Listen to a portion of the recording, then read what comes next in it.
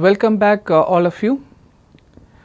With last lecture we have completed module 2, which was basically on shear strength. We discussed various aspects which are important in terms of strength of the soil, and today we will be starting a new module, and that is on stress path. So, we will see what is the importance of stress path vis-a-vis the shear strength of the soil and how this information becomes handy. So, we will move on to what is known as stress path. So, stress path, in short it is SP, I am calling it as SP, is a two-dimensional graphical plot representing theoretical or experimental relationship between two stress parameters. If this is the discussion, if this is the definition of stress path, I think we have already seen a very relevant stress path in terms of Mohr Coulomb failure envelope and in terms of tau and sigma dash, that is shear stress versus normal stress, because these are also two stress parameters and the plot indicates the relationship between these two, tau and sigma, that is shear stress and normal stress, but relevant to the failure condition. So, that is what we have seen in terms of Mohr Coulomb. So, it is a similar kind of thing that it relates the variation of two different stress parameters. So, that is what we understand by stress path, and it is a two-dimensional graphical representation. It is the locus of stress points during loading and unloading. So, whatever is happening to the soil during loading, what is the variations in the stresses during loading as well as during unloading can be captured, and when it is plotted it becomes a stress path. It is a convenient way to visualize how stress changes during loading and how it approaches failure state. So, this is the difference what we will find generally when we discuss about stress path and the Mohr Coulomb failure space that we have discussed before. We never talked about what is the manner in which the stress changes and then how it approaches failure. We have simply defined the bound or the failure state within which the soil mass would operate. So, that is how we have conceived before, but in the case of stress path, it clearly shows how the soil changes in terms of its stresses during loading and how it reaches its failure state. This is a very important information for non-linear materials like soils. So, it is a common practice to use stress invariance for plotting stress path. Now, you should understand the relevance of why we have discussed about stress invariance before. So, it is very important to understand what is the why one should go for stress invariance. Now, that those aspects we have already discussed. So, I am just highlighting that, like, it is very important that certain things are plotted in a particular manner. For example, stress path, it is quite handy when you use stress parameters like stress invariance than the normal stresses. Normal stress means not sigma n. In general terms, like if you use shear stress and normal stress, rather than that, it is always convenient to use stress invariance. Now, stress path can be total stress path and effective stress path. If it is drained or undrained response, in the case of drained response, total stress response and the effective stress response will be same, but if it is undrained response, we will have both because there will be pore water pressure. Now, what is the implication of both? All these things we will see in the subsequent lectures. Importance of stress path. For an elastic material, the progression of stress during loading is very well defined and it is known if the elastic properties are known. How do you generally represent the mechanical behavior of elastic materials? We have the stress strain response. What is happening? The moment you know what is the initial state and the elastic properties, more or less everything is defined for an elastic material. So, there it may not be that relevant, the concept of stress path may not be that relevant.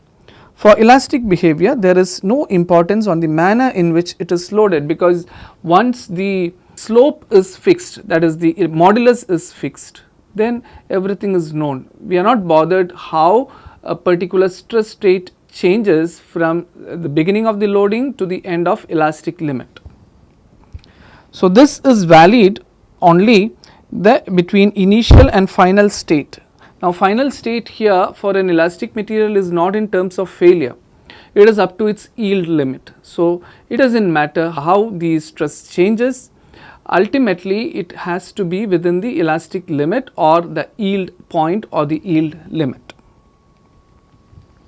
Now, for elastoplastic materials like soil, it is essential to know the manner in which stress changes from initial to final state. This is very important because depending upon the initial state, we have already got a clue from our previous lecture, especially with respect to module 2, like depending upon the initial state, there can be different possibilities for the same soil, and that can be further dictated by the kind of drainage it possesses and also the kind of stress history. Initial state means it can be a kind of how it is packed or what disturbance it has occurred, but on top of it, it is also dictated by stress history as well. So, here in the case of soil, it is not enough, like if you know what is the initial state and what is the final state. Final state here refers to the failure state, but it is equally important how the stress states in the soil changes during its course from initial to its failure state. So, it is important to simulate stress sequences in the lab which is relevant to the field condition. The conventional triaxial compression is not realistic always. So, if we are really serious about the kind of performance of the soil in the field, especially for very important structures where a lot of load is going to get imparted, then we also need to simulate the actual field condition. For example, if it is building load, we know that it is going to be compressive most of the time. But if it is an excavation that need to be made, then we know that there will be a kind of release that is happening. If it is for a retaining wall, then the things may be different. If you are looking at a slope, then the stress conditions may be different. Now, if we want to actually understand the performance of the soil under different sequences means all these problems what I just mentioned, it all induces a different type of stress response within the soil. If we want to actually understand that with respect to its failure, then we need to simulate different kind of conditions in the lab. But in general practice, for finding out the design parameters, it is a common practice that we adopt only triaxial compression test and conventional triaxial compression test. So, that may not be realistic all the time. And it is also important, even in conventional triaxial compression test, it is also important like what is the initial state of the soil and how the state changes during loading. So, stress path is essentially a function of soil type, stress history, drainage and loading sequence. All of these factors we have discussed in detail when we discussed in our module 2. So, all these things have been touched upon. So, I am not getting into the details. All those factors which affected shear strength is going to affect the evolution of stress path as well. Now, if we want to adopt stress path for our further understanding, we we also need to know how these are represented. So, this is one way of representation, that is axial stress as a function of radial stress, and there is a failure line which is represented by Kf. So, if sigma A and sigma R is a more general representation.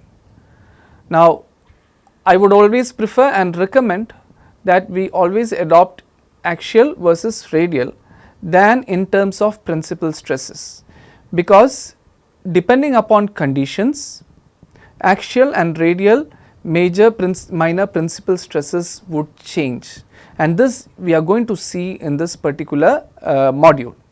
So, it is better in general represent sigma A dash on y axis and sigma R dash on x axis. So, that is what we will be following in terms of stress path representation for this module.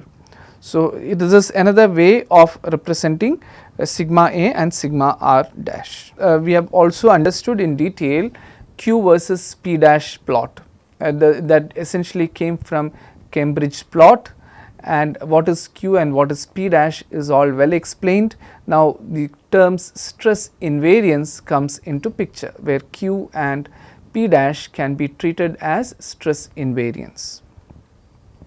And P dash, just to revise, because we will be using extensively these symbols in this particular module, it is just to summarize, P dash is equal to sigma A dash plus 2 sigma R dash by 3, or in terms of principal stresses, and Q is sigma A dash minus sigma R dash. It can also be represented in terms of T and S dash, which is essentially MIT plot or maximum shear stress points. So, here T versus S dash, we have also dealt these aspects of stress representation in our earlier lectures, and we have already seen that. So, it is just to revise in this particular module, because we will be using it for stress path plotting. So, S dash is equal to sigma A dash plus sigma R dash by 2, and T is equal to sigma A dash minus sigma R dash by 2. So, T is plotted on y axis, S dash is plotted on x axis. Similarly, Q is plotted on y axis and P dash is plotted on x axis. That is what we generally use. Normally, we talk mostly about compression, but now in this particular module, to cover the entire aspect for holistic discussion, we will be discussing the cases of extension as well.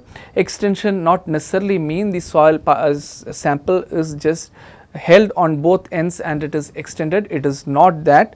We can based on the sequence in which we apply stresses. We have already seen in the previous module that a kind of compression or extension can be simulated based on how we change the compressive stresses. We only talk about compressive stresses, sigma 1 in the axial and sigma 3 radial for a typical triaxial sample. Now, controlling these two, we can even simulate extension conditions. So, I am talking about that particular extension and not the realistic extension of soil. We know that soil cannot tolerate such tensile stresses. Now, plotting stress path for given stress variation. So, we will slowly get into the plotting of stress path for different conditions. Now, in this particular module, we will be dealing only with this, like how to plot stress path for different cases. Now, this manner in which how you plot stress path is important for the fourth module. So, we need to know the inside out of how stress path emerges and how we will define the stress path for different cases. Okay. So, it is basically to represent the given stress variations. First, let us talk about there is an isotropic increase in effective stress, and which is represented by OA dash. Now, we will be essentially dealing with three stress path plots. One is sigma A dash versus sigma R dash. Second one is or T versus S dash. I hope you understand why I am not telling T dash and S dash, because deviatory component does not get influenced by pore water pressure. So, T is equal to T dash. So, T versus S dash, similarly for Q versus P dash. So, these are the three different plots which we will be adopting whole throughout this module. So, first let us consider sigma A dash, sigma R dash. So, this sigma A dash is plotted on y axis and sigma R dash is plotted on x axis. So, first is isotropic increase. Now, sigma A equal to sigma R or sigma A dash equal to sigma R dash means it is a 45 degrees line, and that 45 degrees line represents the isotropic condition or hydrostatic condition isotropic line. So, this is another important representation in a given stress path. So, first our condition is isotropic increase in effective stress. So, it is O A dash. So, we start from O and hence the first aspect is O A dash, it is along the isotropic line. So, you may be wondering what is so great in doing this. In fact, there is nothing great. What we are doing is we are simply following what are the given increments of stresses, that is all. But it may look very simple, but as you get into the details of it, even the simple plotting can sometimes create a bit of confusion. Now, with that confusion, it will be difficult to learn critical state soil mechanics chapter. So, that is why even the very simple things are described in this particular module. So, the first one is, it is this particular exercise what we are discussing is extremely simple, there is nothing great, but then there are simple aspects which becomes clear from this discussion. So, O A dash is the isotropic increase. So, we know that this is the isotropic line. So, it goes along O A dash. Now, forget about the magnitude, we are only understanding it notionally, that means it is only conceptually we are trying to understand, forget about all the magnitude now. The second one is increase in sigma A dash and sigma R dash is constant. So, that is represented by, to be represented by A dash B dash. So, the starting point is here. So, here it is at constant sigma R dash, its sigma A dash is increasing. Now, third condition is increase in sigma R. So, sigma R is increased and sigma A is constant.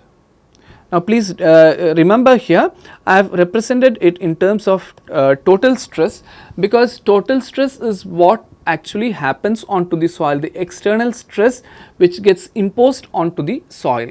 So, what is done is sigma A is now kept constant, sigma R is increased.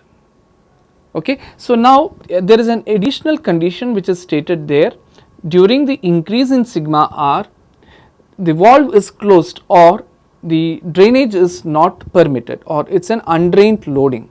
So, we need to highlight how the stress path moves during the undrained loading, which is to be represented by B dash C. Now, this is only for your conceptual understanding, may not be actually realistic.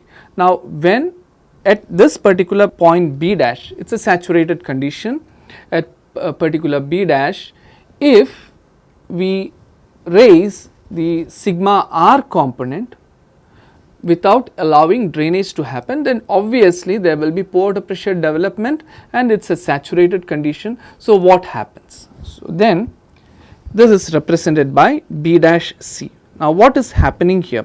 We have not increased sigma A, we have increased only sigma R, but remember it is an undrained condition and hence it is a hydrostatic pressure condition. So, when it is an undrained condition, when stresses are increased, there is an all round increase in pore water pressure, and that means it is a hydrostatic condition, sigma A also gets increased, sigma R also gets increased within the soil mass, or it is in both the direction the rise in pressure will be same. So, pore water pressure is all round, so it will have increment in both the direction provided it is undrained. So, definitely the stress path BC will be parallel to isotropic line because it is equal increment in both the directions. So, delta U equal to delta sigma R. So, equal delta U will be available for sigma A as well. This happens only under undrained condition.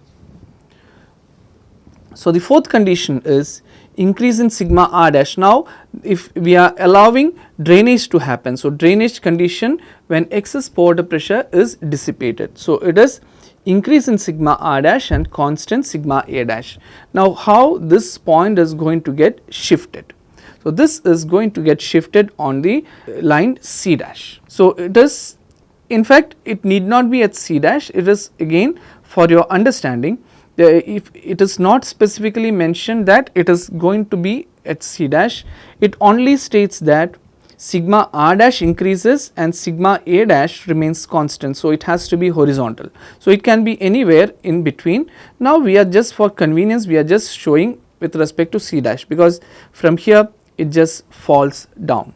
So, B dash C dash represents the fourth condition. Now, this is very simple because it is in terms of sigma A, sigma R, sigma A dash, sigma R dash, whatever happening we can plot it. Now, let us plot the same exercise on ST plot and QP plot. Now, there we need to determine how the stress path moves. Here it is straightforward. So, next is the plot on MIT, that is TSS dash plot. So, we know that S is equal to sigma A plus sigma R by 2 and S dash is equal to sigma A dash plus sigma R dash by 2, sigma A minus U, that is sigma A dash is equal to sigma A minus U plus sigma R minus U by 2, and then you can write it as S minus U because it is sigma A plus sigma R by 2 minus 2U by 2. So, that gives S minus U. So, T is equal to T dash, both are same, sigma A dash minus sigma R dash by 2 equal to sigma A minus sigma R by 2. So, this is deviatory component and hence not affected by pore water pressure, it gets cancelled off from both ends. So, the same representation OA dash, that is on an isotropic line. So, this is T on y axis, S dash on x axis. So, now here it is already written, it is isotropic line. Why this x axis is isotropic line? You can refer to here, that means if you take this isotropic condition means these two are same. So, sigma A dash minus sigma A dash is equal to 0. So, T is always 0 for isotropic condition. So, that is why this particular x axis is an isotropic line in TS dash plot. So, now OA dash we cannot plot simply directly, for in this case it is possible, but it is not direct. So, we will find out how we have to do that. So, delta S dash is equal to delta sigma A dash plus delta sigma A dash because it is an isotropic stress condition by 2.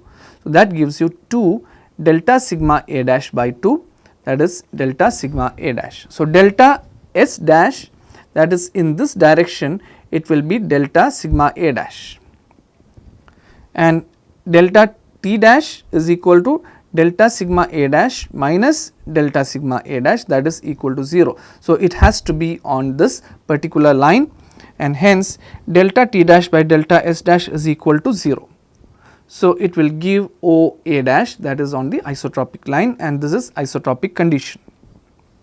We will be dealing more with isotropic loading in the subsequent lecture. Here it is only for our notional understanding. So, here it is A dash B dash. What is A dash B dash? A dash B dash represents sigma A dash is increasing, whereas sigma R dash is constant. So, that is delta S dash is equal to this becomes 0. So, it is delta sigma A dash by 2, and then delta T dash is equal to delta sigma A dash minus 0 by 2, that is delta sigma A dash by 2. So, that gives the slope of delta T dash upon delta. So, how this point is going to move? Now, probably you will understand why we need to pay a lot of attention when we are plotting stress path.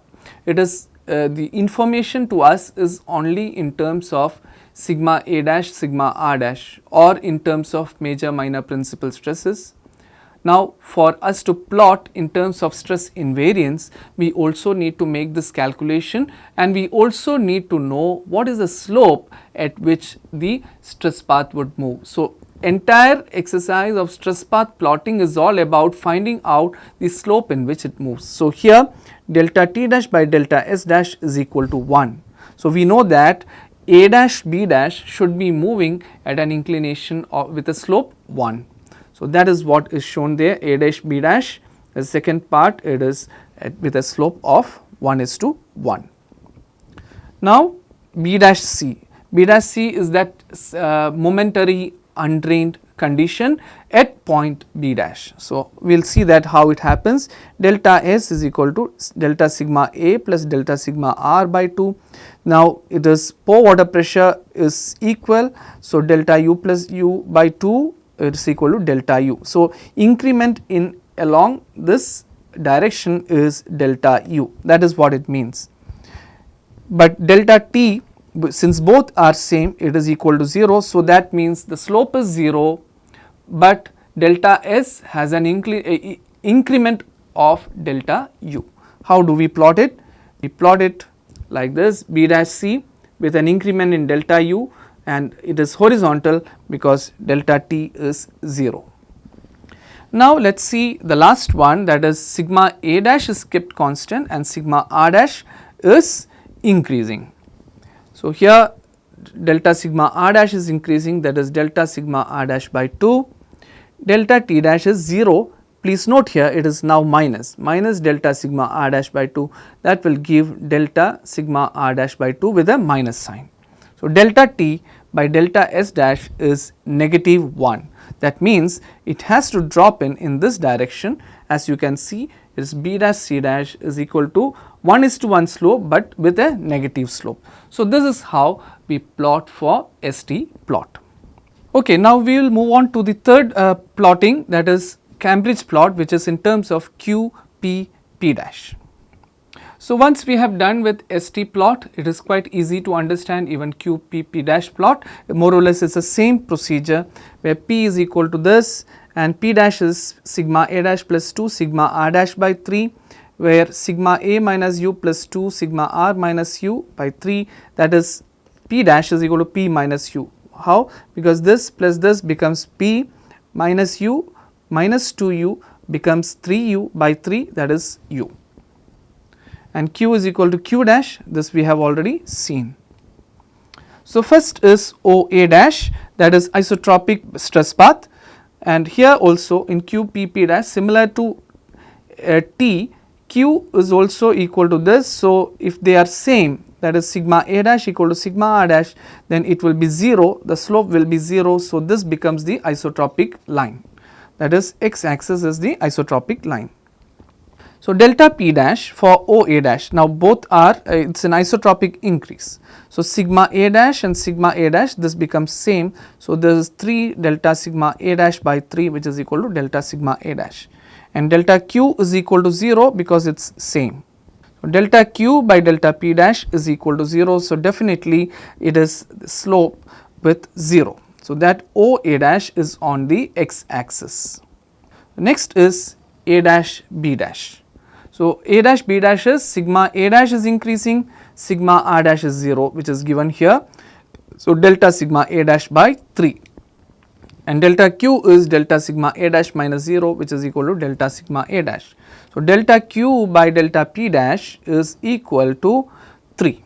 So, it has a slope of 3. So, this is delta sigma A dash by delta sigma dash by 3. So, 3 goes to the numerator. So, it is delta Q by delta P dash is equal to 3. So, that is plotted in as 2, that is A dash B dash is with a slope of 3. Now, we need to understand for such a particular increase, the slope is 3. Now, there can be different ways by which sigma A dash, sigma R dash are changing. Here it is a simple case where sigma R dash is kept constant. So, that is why it is giving a slope of 3. Now, B dash C, now that intermittent undrained condition, how it will look like. Delta P is equal to delta sigma A to delta sigma R. So, it is same delta U, and hence it becomes delta U. So, there is an increment of delta U in this direction, that is the horizontal direction, and delta Q is equal to 0. So, slope is 0, increment is delta U. So, that will be delta Q by delta P equal to 0. So, this is B dash C, and that is increment is delta U for that undrained condition. Now, the last one is B dash C dash, that is how the slope changes when you have sigma A dash constant and sigma R dash is increasing. So, this is 0 plus 2 delta sigma R dash by 3, it is 2 by 3 delta sigma R dash by 3, and delta Q is equal to 0 minus delta sigma R dash is equal to minus delta sigma R dash. So, delta Q by delta P dash is equal to minus 3 by 2. So, you can see here this slope should be known, and this slope is specific to the kind of stress increment which we have imposed. So, this may change again if the stress variations are same. So, we should understand how important it is, the sequence and the manner in which the stress changes. You can plot this. Now, this is negative slope of 3 by 2 which is plotted here. So, this is a quick example of how a stress path variations look like. Now, what we will be doing in the subsequent lectures is to understand how these stress paths need to be plotted for common conditions that we normally find in soil mechanics. So, that is what we will be do. So, we will summarize for today's lecture as stress path is the graphical representation of any two stress parameters. It is a convenient method to trace the progression of stresses during loading and how it approaches towards failure. Now, this particular sentence will be very clear as we move forward and understand stress path much better. So, stress path can be effective stress path or total stress path. Now, the relevance of these two will also be known in the subsequent lectures. Stress path is a function of soil type, stress history, drainage and loading sequence. Different stress path parameters can be used for plotting stress path. It is a common practice to use stress invariance for plotting the stress path. Now, plotting of stress path in terms of sigma A dash, sigma R dash, then T versus S dash, Q versus P dash is demonstrated for simple stress variations. So, that is all for today's lecture. In the next lecture, we will add more meaning to this stress path plot. That is all for now. Thank you.